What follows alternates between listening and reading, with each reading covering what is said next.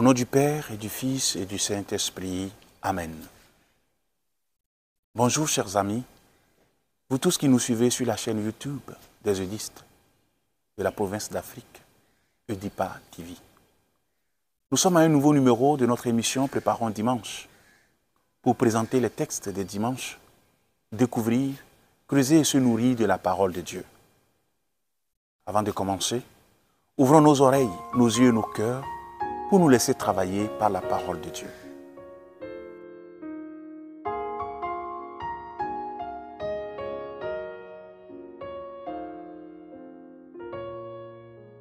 Frères et sœurs, nous célébrerons dimanche prochain, 24 septembre 2023, le 25e dimanche du temps ordinaire de l'année liturgique A. La parole de Dieu que nous propose la liturgie du dimanche prochain nous place apparemment devant de multiples contradictions et dans des situations paradoxales. Isaïe, le psaume et Saint Paul nous proposent un chemin qui nous permet de ne pas comprendre l'évangile à l'envers. Écoutons les prophéties d'Isaïe dans la première lecture du dimanche prochain. Lecture du livre du prophète Isaïe. Cherchez le Seigneur tant qu'il se laisse trouver. Invoquez-le tant qu'il est proche. Que le méchant abandonne son chemin et l'homme perfide ses pensées. Qu'il revienne vers le Seigneur qui lui montrera sa miséricorde.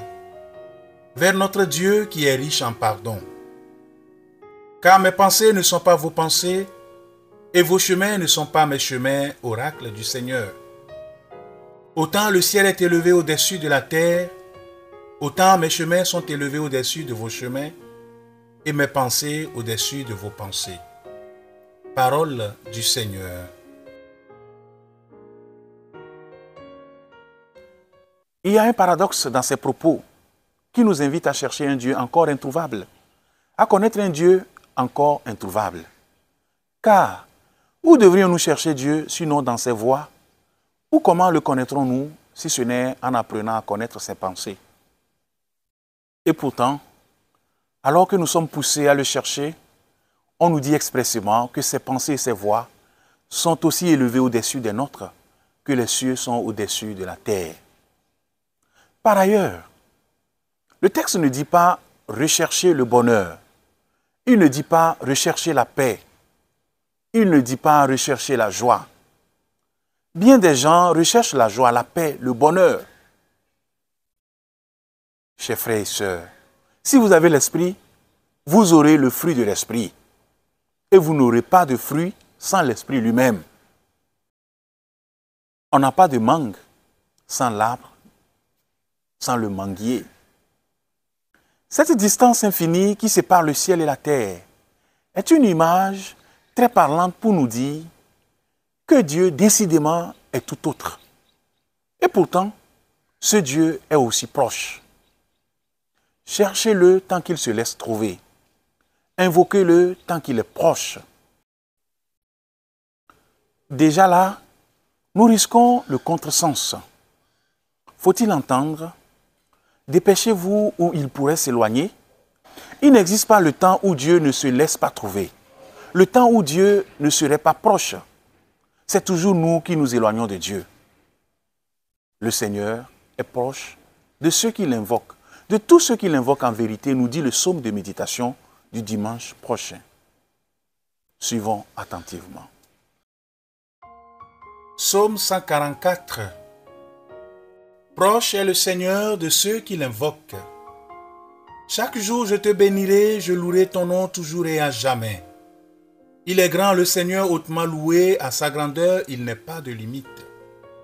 Le Seigneur est tendresse et pitié, lent à la colère et plein d'amour. La bonté du Seigneur est pour tous, sa tendresse pour toutes ses œuvres. Le Seigneur est juste en toutes ses voies, fidèle en tout ce qu'il fait. Il est proche de tous ceux qui l'invoquent, de tous ceux qui l'invoquent en vérité. Ce psaume est un hymne magnifique d'adoration et d'action de grâce destiné à célébrer la grandeur de Dieu, ses perfections et particulièrement sa bonté envers les fidèles. C'est l'un des plus beaux du recueil et en même temps l'un des plus instructifs du sautier. Car il est très nécessaire que nous soyons sans cesse stimulés à la reconnaissance, à la louange, à l'adoration. Ce psaume était en si grande estime chez les Hébreux qu'ils disent que quiconque le récite avec ferveur 3 fois par jour est assuré d'obtenir la vie future. L'auteur entend non seulement louer le Seigneur tous les jours, il dit toujours et à jamais, mais à la fin, il associe aussi tous les vivants qui invoquent le Seigneur à sa propre louange. Son attitude de pure bonté qu'il nous est donnée de contempler avec surprise et merveille.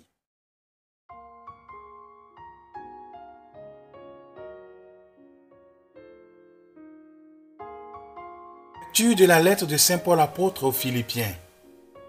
Frères, soit que je vive, soit que je meure, le Christ sera glorifié dans mon corps.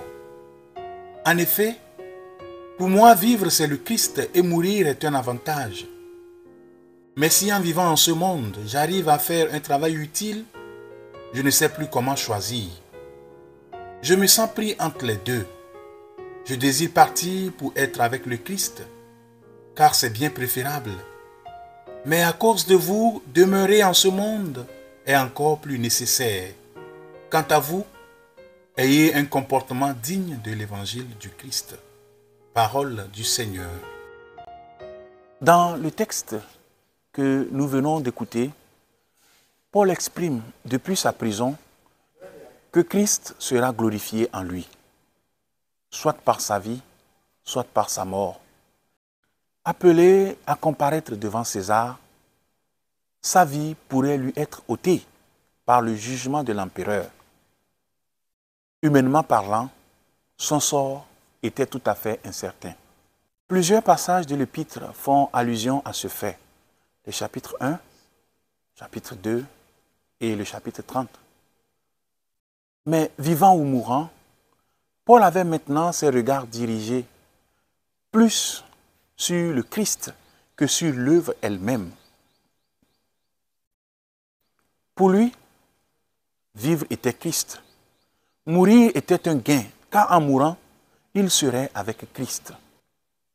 Combien il est précieux de voir que le moi a en conséquence entièrement disparu et que l'amour de Christ pour l'Assemblée devient pour lui le fondement sur lequel tout repose. C'est un glorieux témoignage à la puissance et à l'œuvre agissante de l'Esprit de Dieu.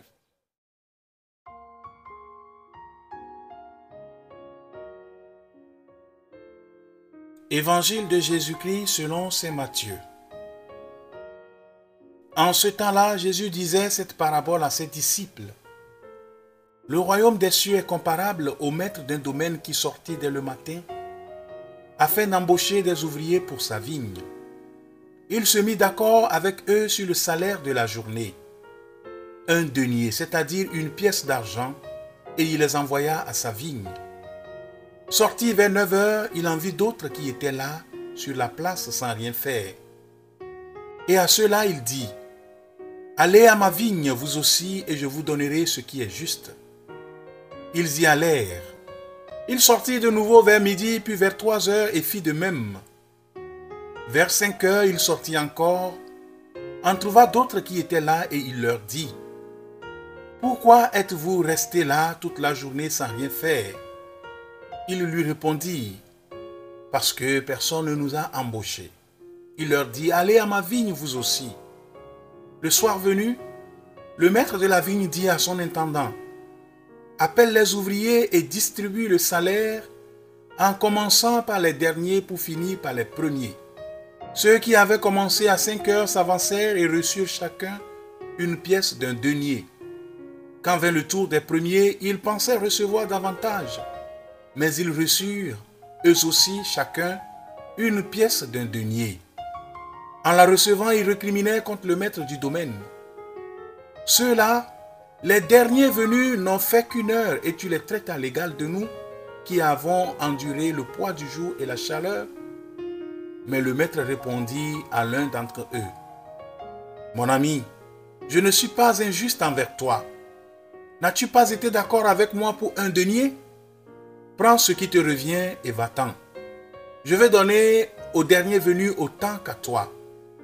N'ai-je pas le droit de faire ce que je veux de mes biens? Ou alors ton regard est-il mauvais parce que moi je suis bon? C'est ainsi que les derniers seront premiers et les premiers seront derniers. Acclamons la parole de Dieu.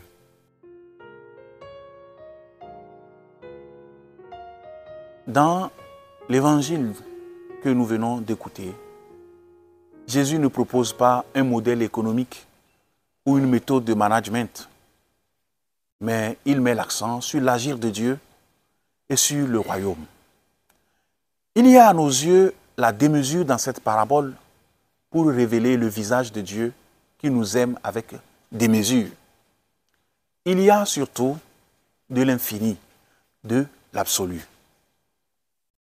Dans la scène d'embauche, il y a un glissement étonnant dans la catégorie des appelés. Si les premiers semblent liés par une sorte de contrat, les suivants sont tout simplement invités par ces mots. Allez vous aussi à ma vigne. Le Seigneur appelle sans distinction et non au mérite ou selon des compétences. Remarquons que le Maître ne dit rien du travail lui-même.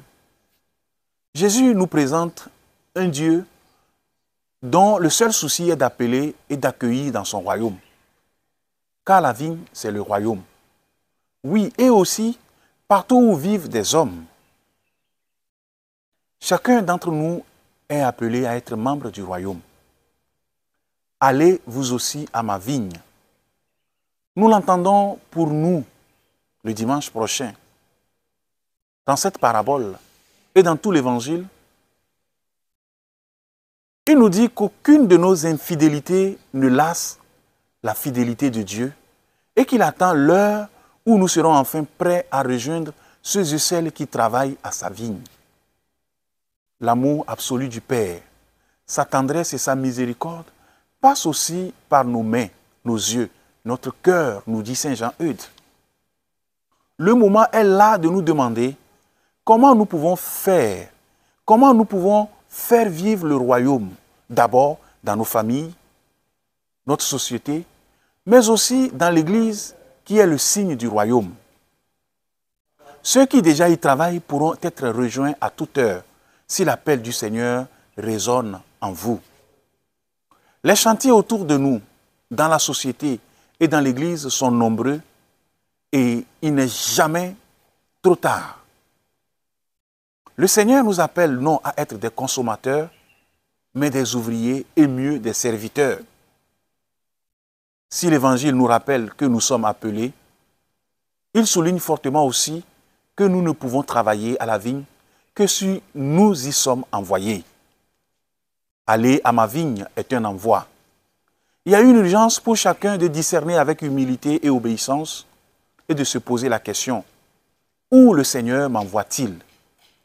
Ce qui est sûr, c'est qu'il m'appelle et m'envoie pour que je prenne part là où il a besoin de moi.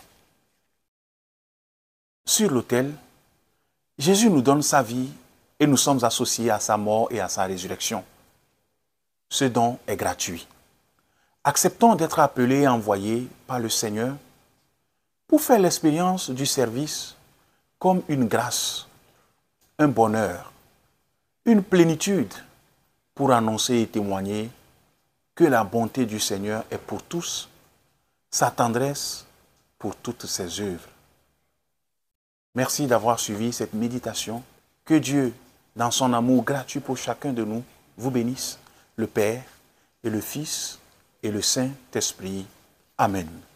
Bonne route vers dimanche.